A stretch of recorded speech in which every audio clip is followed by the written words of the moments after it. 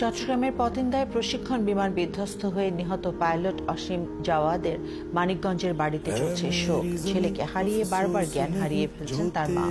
অপেক্ষায় আছেন ছেলের মুখ দেখার, আর তাকে সান্ত্বনা দিতে এসে কান্নায় ভেঙে পড়ছেন স্বজনরা। মনিরুল ইসলাম মিহিরের তথ্য ছবিতে প্রতিবেদন। একমাত্র ছেলেকে হারিয়ে পাগল প্রায় মা নীলুফা বেগম। ছেলের শোকে বারবার জ্ঞান হারিয়ে ফেলছেন। সবার কাছে প্রিয় সন্তানকে ফিরিয়ে দেওয়ার আকুতি জানাচ্ছেন, আর তাকে সান্ত্বনা দিতে গিয়ে কান্নায় ভেঙে পড়ছেন স্বজনরা।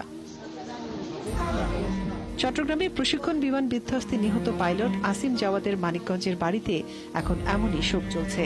জেলার সাটুরিয়া থানার গোপালপুর গ্রামে মূল বাড়ি হলেও মা থাকেন শহরে, আর চিকিৎসক বাবার কর্মস্থল গাজীপুরে। স্ত্রী ও 2 সন্তানকে নিয়ে আসিম থাকতেন চট্টগ্রামে। আসিমের মৃত্যুর খবর শোনার পর থেকে তার বাড়িতে ভিড় করছেন স্বজনরা। মেধাবী এই ছেলেকে হারানোর শোক মেনে নিতে পারছেন না কেউ।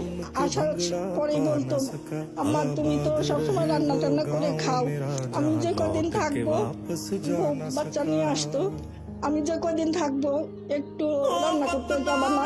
মা কখন খেয়েছে কিনা সবসময় আর খবর নিত, এই জন্য মা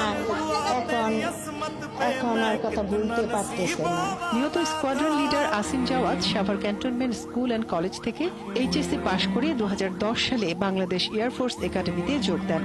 এরপর 2011 সালের ডিসেম্বরে পাইলট অফিসার হিসেবে কমিশন পান। Flying instructors school of BAF a staff instructor ছিলেন তিনি। আমার মেজো খালার একমাত্র সন্তান। ও ব্যক্তিগত জীবনে অনেক মেধাবী একজন ছাত্র ছিলেন এবং বাংলাদেশ বিমান বাহিনীর চৌকস ক্যাডেট ছিলেন। ওদের ব্যাচেরও ফার্স্ট বয় ছিলেন এবং পরবর্তীতে ও সোল্ড পেয়েছিলেন।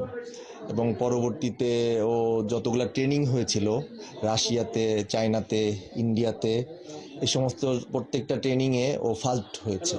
পেশা জীবনে কৃতিত্বের জন্য সোর্ড অফ অনার পেয়েছেন আসিম জাওয়াদ। DR কঙ্গোতে জাতিসংঘ শান্তি মিশনেও দায়িত্ব পালন করেছেন। অর্জন করেছেন মফিজ ট্রফি, বিমান বাহিনী প্রধান ট্রফি ও বিমান বাহিনী প্রধানের প্রশংসাপত্র। মনিরা কাজরি, ৭১।